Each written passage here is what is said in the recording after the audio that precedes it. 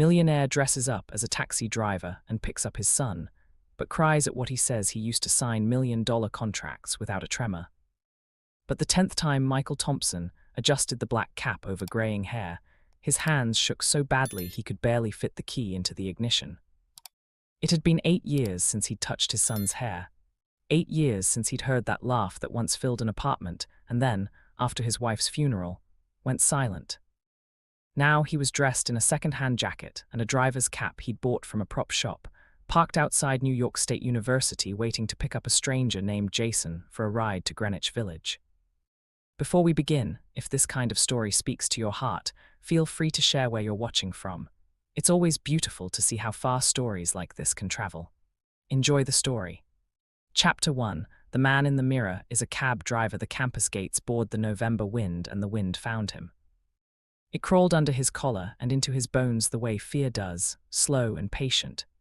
Students poured out like a bright river, backpacks bobbing, laughter ricocheting against iron and brick, and Michael studied faces through the cab's fogged glass until one of them unstitched him.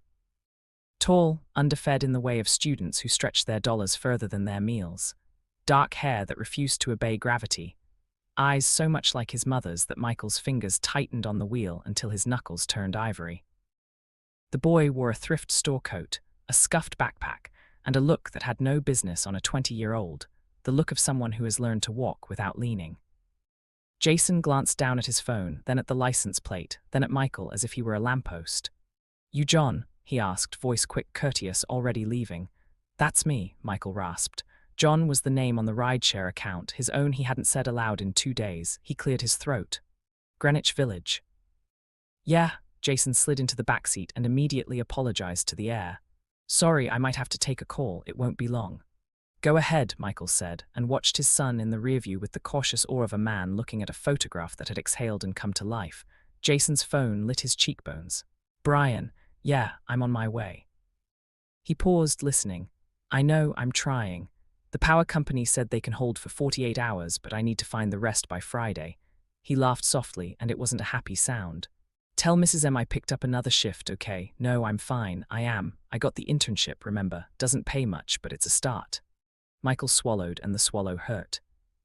Mrs. M, he had not said Margaret out loud in years, but her name lived under his skin like a piece of glass you couldn't tweeze out. "Don't start with that," Jason said into the phone, a sharper edge now. "No, I won't call him. I'd rather eat ramen and candles than take a cent. We've been fine without him." The words came out and went dark in the cab like a trick candle, snuffed and then flaming again. Michael blinked hard. He told his hand, which had jumped from the wheel, to behave. He stared at the stoplights red as if it were the last urgent fact in the universe. "You good?" Jason asked, catching his eyes in the mirror for a fraction of a second. Polite, uninterested. "Just New York drivers," Michael lied. "Traffic. The city obliged them with traffic. A delivery truck kissed the lane line and wouldn't let go. A bus wheezed like an old animal. A bike messenger hummed a curse at their bumper and shot away. Time stretched and stalled, giving Michael minutes he both craved and dreaded. "Hey, one more thing," Jason murmured to his phone. "Mrs. M fainted again last night. I took her to that clinic on 189th. They said she needs tests." He made an exhale sound that tried to be a laugh and wasn't. "Don't worry, I'll figure it out." Michael almost hit the brakes. A horn behind him did the job for him. "Sorry," he said to the anonymous fury in the sedan, and to all 12 of his mistakes breathing in the back seat. When Jason hung up, they rode in quiet long enough to feel what lived in it: worry, pride, the tiredness you can fold like laundry. The cab's heater clicked and then decided to live. "If it's not too forward," Michael said, keeping his voice steady the way he'd kept solution-seeking teams steady on calls at 3 a.m. "I know a few good cardiology departments in the city, if your friend needs tests and it's hard to navigate all that." Jason startled, then, because kindness is disarming, he answered. "Thanks, it's for the woman who raised me, Margaret. I call her Mrs. M. He stopped and seemed to change lanes mid-sentence. "She's tough, she'll be fine. You live with her. For now, we split bills when we can." He flicked the corner of his backpack. "She didn't have to take me in, but she did. She always says family is who stays." "Your parents," the words were a careful step onto a paper bridge. "My mom died when I was 12. He didn't raise his voice. That almost cracked Michael more than shouting would have. "My father left just after, different continent, different life. Michael's throat burned. He made his words slow and thin. I'm sorry. Jason shrugged and looked out the window where a mural of a hand holding a galaxy slid past. It happens. It shouldn't, Michael said. The old reflex landed before he could dodge it. Fix it. Offer. Does he know about you now? Does he? Jason's mouth made a small hard line. I'm not a lost package. I know. Michael swallowed again. He'd become a man who swallowed gravel. It's just, sometimes people make mistakes they don't know how to undo. You have kids. Jason shot it at the mirror like a penny at a target. I did. The verb fell out wrong, and then he didn't have the courage to correct himself. It's complicated, he added, because it was the truest and the cowardliest thing. Then you know, Jason said, there's no excuse. He took a breath, deflated it. For a long time I thought it was me, not smart enough. Not, he shook his head once, as if shaking water off. It's stupid. It isn't. Michael looked at his son's hands, noticed the thumbnail rimmed black with pencil, the faint callus where a T-square rests, the knuckle scars you get from work you can't name on a resume. It's not you, Jason smirked without humor. That's what Mrs. M says. The light bled into green. They moved. Michael drove quiet. Jason typed intent. At a long red on Broadway, Michael turned in his seat a fraction. If you don't mind me asking, what do you study? Architecture. For the first time, something warm slid into his voice. Everything about it, the math, the art, buildings that breathe, cities that make room for people. He caught himself as if he'd revealed a part the world could shatter. It's something. And you work too, Jason laughed once. Everyone I know works. I do nights at a restaurant, mornings at a firm that pays me in exposure and good coffee, and afternoons tutoring math to kids whose dads show up at pickup. He looked back at his phone, but his eyes didn't focus. It's fine. You have friends, Michael managed. Someone you can, he gestured vaguely and hoped it translated, cry into, laugh with, be small beside. Brian, he's like a brother, a couple other guys at school. A girl in studio who can pull an all-nighter like it's a hobby. Jason's mouth did something tender and far away, but then closed. Not really a lot of extra. Michael's chest ached with the inventory. He knew 3 chefs in London who impressed him this year, 4 CEO who invited him to their second weddings, 8 board members who could shake a government. He did not know how Jason took his coffee. The gap between those facts had swallowed a decade. They turned down a village street with brownstones that wore their age like a cashmere coat. Michael eased to the curb. Jason reached for his wallet. It's on me, Michael said quickly. Jason stopped. Men like Jason learn early what the cost of a free thing can be. Work is work, and you earned it. Please consider it a good conversation tax. Jason held his gaze in the mirror longer this time. I don't take handouts. Then take my number, Michael said, holding back the part of him that wanted to say take my heart. Take the last 10 years. If you ever need a ride, or to talk, sometimes it helps to talk to someone who isn't in your life. Jason squinted at the card. John Reed, a New York number that bounced to another phone in another country. Why? Because sometimes strangers carry parts of your story without even knowing it, Michael said, more honestly than he intended. And because, he hesitated, regret shouldn't have the last word. Jason tucked the card away. Okay, John Reed. He smiled, small but not fake. Thanks. Michael watched him jog up the steps, knock on a door, be let in by a woman who could have been anyone until she turned her head for a fraction of a second, and he was unmoored. Margaret, years older, the same laugh lines, a gait slowed by invisible weights. He didn't realize he was crying until a tear dropped onto his wristwatch, ran around its face, and disappeared into the cuff of a jacket that smelled like someone else's mint gum. Chapter 2, Ghost Money Sleep did not visit Michael that night. Numbers did. They lined up obediently in cells on a spreadsheet. They jumped from account to account, from London to New York. They made themselves into something that would not look like him when it knocked on their door. By morning, a City Health Navigator grant had selected Margaret Wilson for comprehensive cardiac testing at a private hospital that looked public enough in all the right places. The letter was printed, mailed, and on its way before Jason woke up. 2 days later, Jason pinged John through the app again. The luck of the algorithm, the luck of a desperate father, the luck of a city that spins like a coin. Whatever it was, Michael caught the ride. Hey, Jason slid into the backseat, looser around the eyes.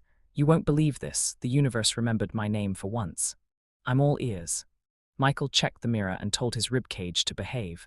Mrs. M got into some health program. They're covering her tests. I don't even know how we applied. She doesn't either. It just arrived. His smile could have powered the cab. That's good news, Michael said, making his surprise sound small and civilian. Really good. I slept last night, Jason confessed simply. Like actually slept, it's been a while. Michael swallowed the stone in his throat. Glad. They caught a green wave down Fifth and Jason let himself talk while the city threw them its noises. You ever have something so good happen that you don't trust it? Like you keep waiting for someone to realize they mailed it to the wrong address. All the time, Michael said, because he had signed so many documents with the sensation that a bigger hand would come down and say, actually, we meant a different Michael. Is the internship still exploiting me in legal ways? Jason chuckled. Yeah, but the senior architect let me sketch an elevation yesterday. It felt like cheating. They stopped at a light. Michael watched a girl in a yellow beanie walk a dog with a sweater. He found the courage to write his fear on his tongue. Can I tell you something and you can throw it away after? Sure. I have a son. The verb landed like a prayer that hates grammar. We haven't spoken in years. His mother died, I left, and I haven't figured out how to be a man I can look in the mirror since. Jason was quiet for a heartbeat that took its time. Why did you leave? Fear and grief that made me stupid, Michael exhaled. I told myself he'd be better off without the version of me who couldn't stand upright in a grocery store without breaking into a panic because the apples looked like the ones she used to buy. I told myself I'd come back when I was better. But I built this life in the gap instead. The company, the persona, the routine. And the bridge back seemed to get longer the further I walked away. Cowardice is a shape you get used to. Jason stared at the back of Michael's head like a cat at a closed door. Do you regret it? Every day, Michael said. He didn't cry. The tears were busy with other jobs in his body, heart, ribcage, spine. The way regret works is it lets you live while removing color from all the pictures. So why haven't you gone back? Because I am afraid of him being okay without me, Michael said softly, and of him hating me, and of discovering that my absence wrote itself into his DNA so completely that my presence would feel like a foreign object he has to reject to survive. Jason leaned forward slightly. Some infections need foreign objects removed, but sometimes you need a graft. Michael almost laughed and didn't, because if he started laughing, he might never stop. You studying on the side for cardiology. Architecture is all grafts and joints, where the thing you add isn't original, but the whole won't stand without it. They drove. The city showed them a man selling roses and souvenirs in the cold like a small miracle. Jason drummed fingers on vinyl. If I were him, he said finally, I'd want to know you were sorry, not because it would fix anything, it wouldn't, but because silence is worse. Silence is a factory that makes stories. And none of them are kind. And you, Michael asked before he could stop himself, do you think kids forgive their fathers? I think kids grow up, Jason said, and then they decide what to do with the ruins. Someday they find a way to build a window in one of the fallen walls, and sometimes the light through it is enough to live with. They arrived at a building with a lobby like a glossy magazine cover. Jason checked his phone and bit his lip. Weird timing, but I might be going to London for 6 months if I can make it work. Study program. London. The word landed in Michael's chest like a small bird remembering a nest. You should go. I can't leave Mrs. M, and the program covers tuition but not like life. Sometimes life meets you halfway, Michael said, and then fell quiet because life rarely had for this boy. Jason pulled on the handle and felt it stick because winter gets into everything. Hey, John. Yeah, if you do reach out to your son. Don't do it to make yourself feel better. He'll smell that on you. Thank you, Michael said, meaning more than those syllables could carry, for the architecture lessons and the ethics. You can tip me with a ride next time, Jason answered with a grin that didn't quite hide the worry, and maybe with a story I can understand about why fathers leave. Chapter 3, The Night Hospital Makes Everyone the Same. The text came at 7:42 the next evening, just as Michael was about to lie to himself about eating. Can you take me to Mercy General, please? He had never been behind the wheel faster. Jason was on the curb, jacket half-zipped, hair a storm. It's Mrs. M, he said as soon as he slammed the door. Neighbor called. She collapsed again. He made a shape with his hands that meant I don't know how to hold this. We'll be there in 10, Michael lied to gravity and traffic and the way minutes can stretch when you're counting them. At the hospital, the fluorescent light put chalk on everything. Margaret lay in a bed that made her look smaller, monitors making gentle, indifferent noises. Jason threaded his fingers through hers as if to convince the machine there was something here that couldn't be measured. Jason, she said, a whisper that still carried bossiness. You need to stop arriving places like a hurricane. Then, seeing Michael in the doorframe, she stiffened, then softened, then did what only women whose lives have trained them for triage can do. She made a decision. You again, she said. Good, you make good coffee. Jason glanced between them. You've met my driver, he asked, incredulous. He was at the clinic lobby the other day, Margaret lied without apology for the greater good. Offered to explain a form, bless him. She squeezed Jason's wrist under her blanket the way you squeeze a brake on a bike going down a steep hill. Later, they waited for a doctor with crowd control eyes. We want to run some more tests, she said. She's showing signs of cardiomyopathy. Jason nodded like a person taking notes in a language he almost speaks. What does that mean? It means her heart is tired, the doctor said, kind and brisk. It means we need to discuss options, some inexpensive, some not. I can pay, Michael said simultaneously with Jason's. We'll figure it out.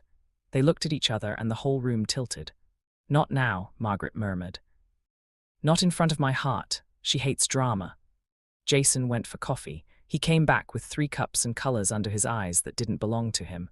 They sat together and became that thing people become in hospital rooms who have nothing to do with each other except this person on a bed, a kind of temporary family. John. Jason said around 3 in the morning when the machines were the only things with energy left. How many times did you want to go back and didn't? Every birthday.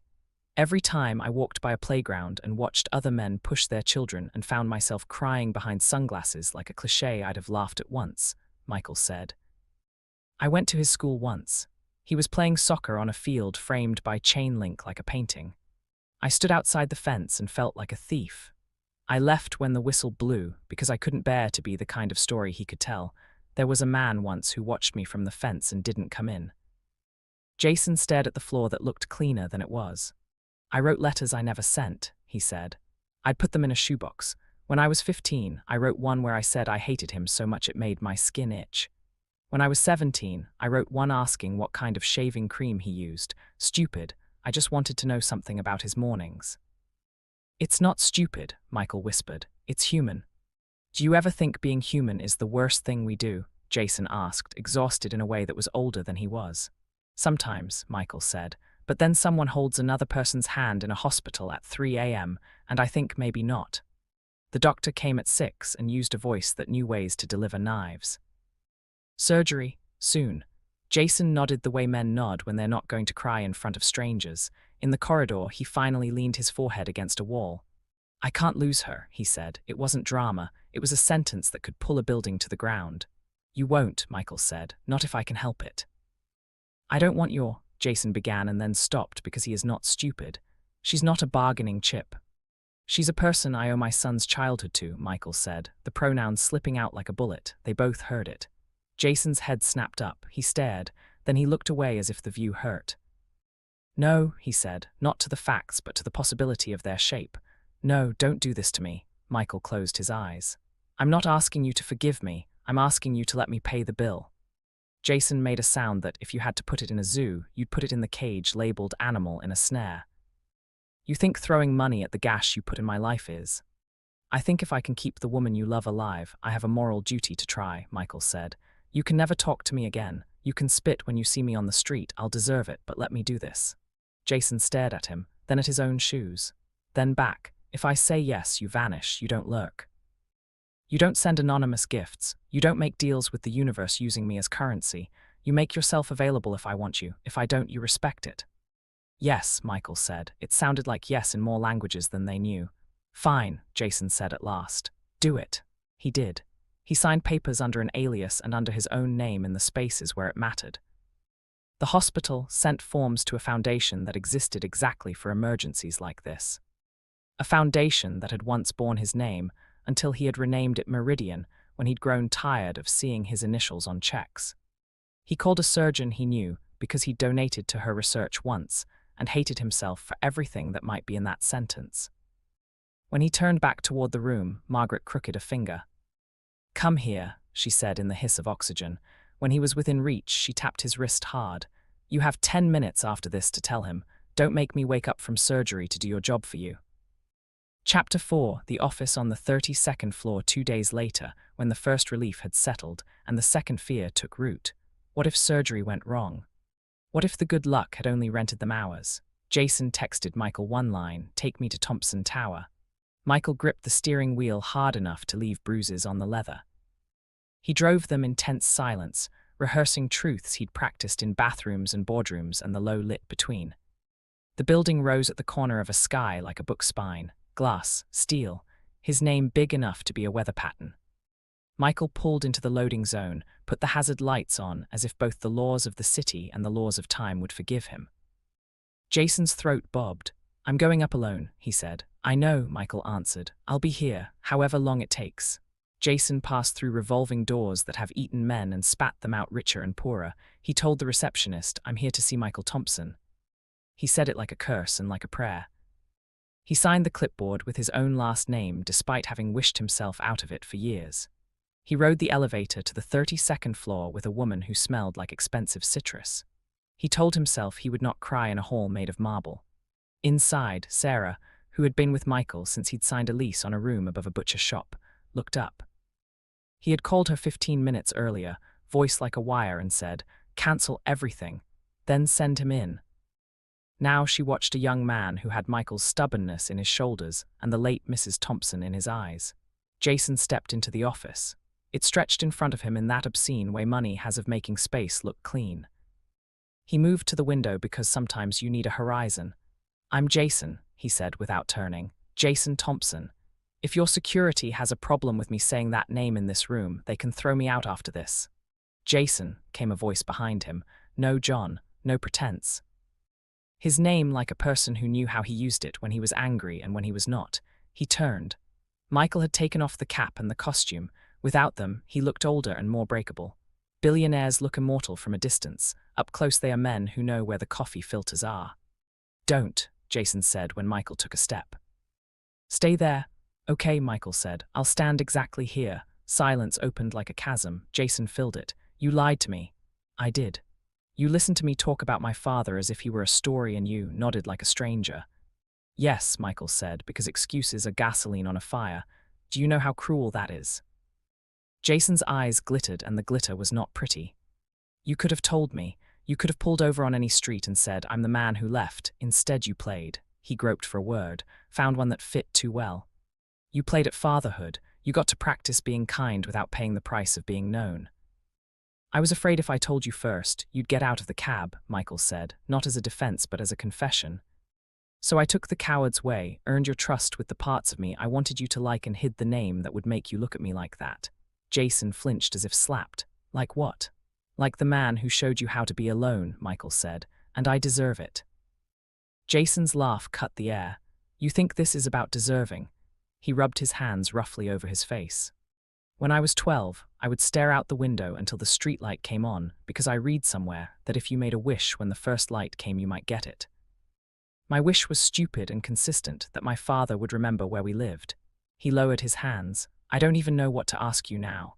"Ask me anything," Michael said. He spread his fingers as if index cards were balanced on them. "Why did you leave?" Jason said, and the question fell into the room like a weight that tests a cable. Michael told the truth he'd told the air for years and never a person. "I loved your mother," he said. "She was the axis of every room. When she died, I became a room without a center.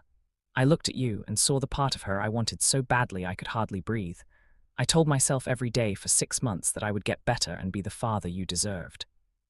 I got up, went to work, came home, made you dinner, told you to brush your teeth, and then woke up at 3 in the morning and vomited because grief lived in my stomach. The day I left, I had spent 20 minutes telling you we would pick you up new soccer cleats, and I realized I had said we and I meant 2 ghosts. I packed a bag because I thought if I didn't, I would die next to the sink trying to pull breath through my chest. I told myself I was saving you from growing up with a corpse.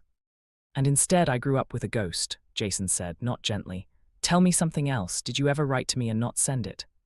"Yes," Michael said, surprised to be grateful for the question. "They're in a drawer in London. Some of them are stupid. One of them asks whether you like your eggs scrambled or fried. All of them are late." They stood in the little universe between them and counted the years and the ways they had learned to live around holes. "Do you love me?" Jason asked suddenly, brutal and 12. "I have loved you every day," Michael said. "Badly, cowardly, from a distance that turned my love into a thing that made me sick. But yes, I love you. Jason's jaw worked. He moved toward the door because sometimes the only way to hold whatever is in your chest is to get your feet moving. Michael did not follow him because Margaret's finger on his wrist had instructed him in a language that didn't need words. At the door, Jason stopped. Mrs. M says you watched me once at the hospital when I had appendicitis. Michael went pale. She says you cried. Jason's face did something Michael couldn't read. I don't know if I believe her, but she's not a liar. I did, Michael said. The room got shorter. I held the rim of a coffee cup for 30 minutes because if I put it down, I didn't know what my hands would do. I watched your chest rise and fall like a metronome and thought, if this stops because I left, then my leaving will have a sound. Jason opened the door. Don't call me, he said, voice not cruel but not kind. I'll be in touch if I have something to say. Okay, Michael said, and the okay nearly killed him. I'll be here when you do. The door clicked, and Michael sank into a chair that cost as much as a semester of tuition and felt like a bad church pew. Chapter 5, The Box Coffee, Margaret announced when he knocked on her apartment door that evening with a bag of groceries and eyes that had seen the underside of the day. I brought, he began. I said coffee, she answered, taking the grocery bag from his hands and raising an eyebrow at the imported olive oil, the way women like Margaret do when expensive things arrive in cheap kitchens. Sit. He sat on a couch that sprung in the wrong places. She poured from a chipped pot and used cups with flowers that had peeled away like old paint. He came to see you, she said, not asking. He came home with rage around his mouth like a smear. I wiped it off with my hands and fed him soup and told him things he didn't want to hear. He told me not to call. So you wait, she said. You practice a new religion. It's called patience. It has only one sacrament showing up. She set a beat-up shoebox on the table between them. The cardboard had softened at the corners from being held. This belongs to you, she said, because she had never believed love was a finite resource and she wasn't about to start now. He lifted the lid. Paper, dozens, different colors of lined page, some folded into fourths, some crumpled and smoothed, all addressed to no one. He picked the top one, unfolded it with the caution of a doctor opening a chest. Dear Dad, today Coach said I had potential. I pretended I didn't care because the other boys were watching. But on the walk home, the word ran circles in my head like a dog. Is that what I am to you? Potential you didn't have time to wait for. He put the letter down and picked up another. Dear Dad, Mrs. M showed me how to unclog a sink. The trick is patience. You don't call a plumber right away. You wait. You let the water think about leaving. You unscrew what you can. If it still doesn't go, you don't hit it. You call for help. He made a noise that involved lungs, memory, and panic. Margaret reached across and put a hand on his forearm, an old hand, strong anyway. I'm going to say something you won't like, she said. Then I'm going to be quiet because you need to hear yourself think. You are not special, Michael. Your grief is not special. Your fear is not special. Men leave all the time because they think absence is less harmful than broken presence. They are wrong. You cannot change what you did. But you can refuse to be ordinary now. He nodded. He couldn't manage words. He read letter after letter. Words about a science fair ribbon no one came to see. Words about a shaving nick that bled like a crime scene. Words about a scholarship email that arrived on a day when the refrigerator died. He cried without the drama, just the body doing what bodies do when they finally believe they are allowed to tell the truth. Get you some sleep, Margaret said when he'd emptied the box and filled it again and made a vow into his coffee. You look like a man who's been to the bottom of something and scraped his palms on the rocks. Chapter 6, Meridian. He did what he said. He waited. He didn't send anonymous money. At night he parked where he could watch from a respectful distance. Outside a building where young people tried on careers like coats. Outside a hospital. Until the security guard knew his cab and lifted a hand. Outside a bodega where the owner, after 3 days, brought him a coffee on the house and didn't ask questions that would make 2 men cry in a bodega. Margaret's surgery went well. Miracle was too big a word. Medicine was too small. The surgeon came out with the face of a person who had done her job well and not ruined a family. The day she came home, a letter came too, not in a shoebox on official paper. The Meridian Foundation was delighted to offer a grant to support her ongoing cardiac rehabilitation and home modifications to ensure safety. Jason stared at it and then at Margaret. Did you apply? She studied the letterhead. A tiny smile like the curl of steam from a cup. Looks like the city, she said. Smells like somebody's conscience. She glanced at Jason's jaw and the way it set. Don't look at me like that. Let the world be kind in bed with your pride for once. 2 weeks later, Jason stood in the doorway of Michael's office again. No announcement, no text, just a young man who had made a decision and come to see if he could live with it. I was ugly, he said by way of hello. You were honest, Michael said, standing too fast. You have the right to shave the skin off this with your words. Don't say things like that. You take all the oxygen, Jason muttered, but his mouth twitched the way mouths do when they're trying not to be charmed and failing. He sat. He placed a hand on the armrest, fingers tapping, a habit Michael had when he was figuring numbers in his head, a habit Jason had learned in a room Michael had abandoned. Thank you for helping Margaret. I hate that you did it, and I love that you did it, Jason said. I came to say both of those, and also, he made a face at himself. I came to ask if maybe we could talk, not like cab confessions, like people who share a last name. You can't buy my forgiveness with medical bills, but you can earn my phone calls. Michael's knees gave a little. Yes, he said, whatever rhythm you want, breakfasts, walks, texts that say I don't know how to do this either. Mondays, Jason said, because people who have worked 3 jobs their whole lives tend to know which day is the only one they can keep. We'll meet. We will not talk about money unless I bring it up. You will answer questions you hate, and you won't run. I won't, Michael said. And there's one more thing. Jason's eyes flicked to the window. The scholarship, the London thing. The acceptance came with a stipend that still doesn't cover groceries. Margaret says I should ask you for help. He took a breath that had to be part bravery and part surrender. I don't want your money, but I will take a loan on paper with terms I understand and can meet, and you don't get to say no because you want to be noble. Michael laughed, startled and delighted. Can I tell you one stupid secret? He walked to his bookshelf and pulled down a heavy brochure with an embossed M. Meridian funds that program. I set it up to send kids where buildings have something to say. If you go, you'll see the city that raised me and the bridges that taught me what carrying weight looks like. I can draw up a loan contract that would make a banker weep. Jason stared and then started to laugh. It broke and became a sob. He covered his face. Of course you did. Of course you built a bridge and never crossed it. Michael crossed the room slowly. He did not touch him until Jason took his hands away from his face and nodded once. Then he put his palm on the back of his son's head and felt hair that did not belong to him and did anyway. Dad, Jason said, muffled and astonished. Can I call you that? Michael closed his eyes. The word hit him like rain on a roof after drought. You can call me anything, he managed, but I would like that.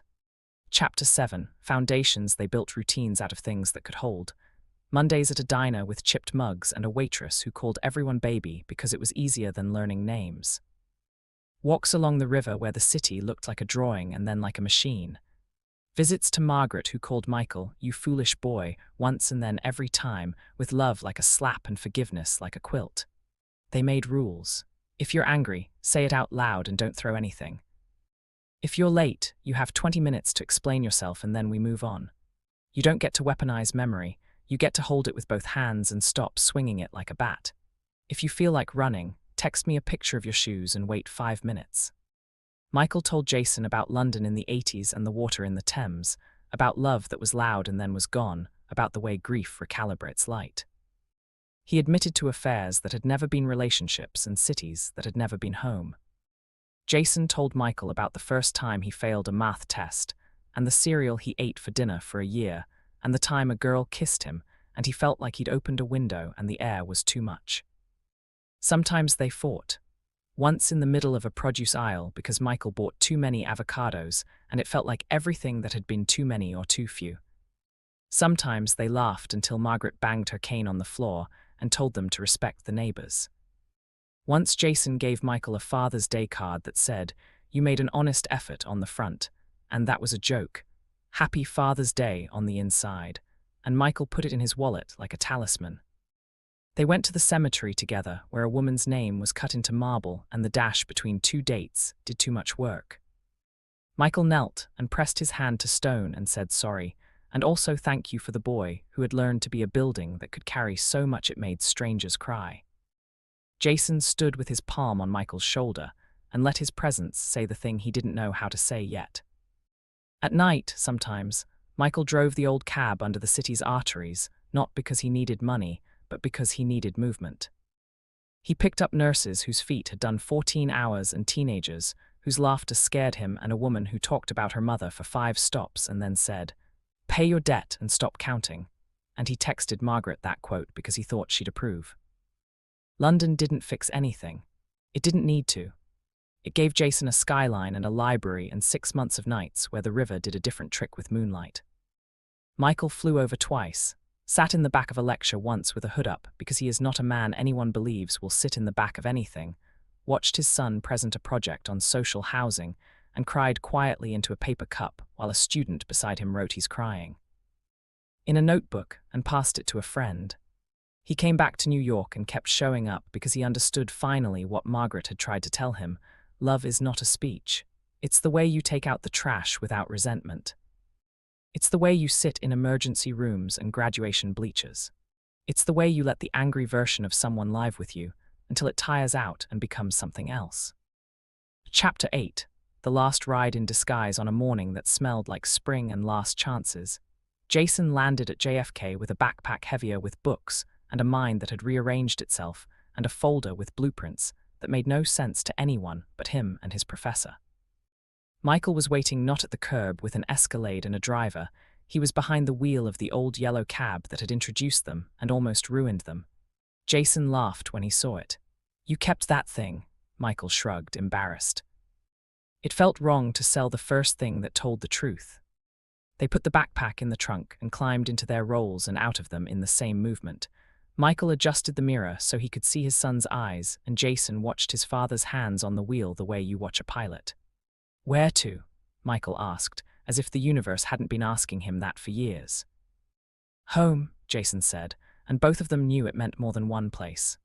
They drove with the windows cracked and the city obliging them with a morning that hadn't exhausted itself yet.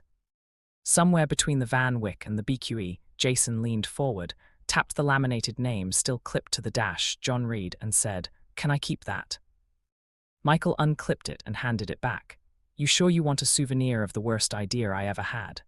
"It wasn't the worst," Jason said, turning the plastic in his fingers. "The worst was leaving. This was a bad solution to a problem you didn't have the courage to name, but it got us here, and I'm allowed to love complicated things." Michael didn't answer right away because he was busy not hitting a merging truck and also busy not crying so hard he'd need to pull over. When he spoke, his voice was a scrape of gravel and gratitude. "I cry a lot now," he confessed. "I used to think tears were the enemy. They break things open. But sometimes you need something broken open if you ever want to build it right." Jason laughed. "Look at you, using architecture metaphors." "I learned from the best," Michael said, and Jason rolled his eyes in that way sons do when their fathers try on their language and get the verb wrong, but they like the effort. They slid off the exit, turned onto a street that had memorized their footfalls. Margaret stood on the stoop in a cardigan that had obviously been an old friend in other seasons and waved like she was steadying a ship. Michael parked. Jason reached forward and squeezed his father's shoulder in that half-awkward, half-ritual way men do when they are learning a new map. "Hey, Dad," he said, casual and huge. "Hey, son," Michael answered, simple and impossible. They climbed the steps and Margaret huffed at them for taking too long and kissed both their faces like she had invented the idea. Inside, the table was set with plates that didn't match and the chicken that Michael had once complimented too effusively when he was pretending to be a driver, and a cake that looked like a cake and not like a magazine had designed it. After dinner, they pulled the shoebox down again. Michael read a letter he hadn't seen yet, one folded into a shape a teacher had taught a class of 12-year-olds to fold so their words felt like secrets. "Dear Dad, today I learned that a line can be load-bearing. Heavy rests on something that looks thin. Miss M says feelings can be like that too. You put them on a sentence, and it holds." Michael's shoulders shook and Jason put a hand on his back and didn't say it's okay because sometimes the thing you're building doesn't need that. He wiped his face. "I am going to be unbearable for a while," he said. "I will want to buy you a house and your happiness and your future. You're going to have to stop me and remind me that presence is the payment you require." Jason grinned. "I've never said this to a man with a jet, but I'm excited to be poor together sometimes." They laughed then, big and ugly, and Margaret clucked but didn't hide her smile. Before they slept, Michael stood at the window and looked at the city. For years it had been a scoreboard, earn, acquire, build. Now it looked like a blueprint he could finally read.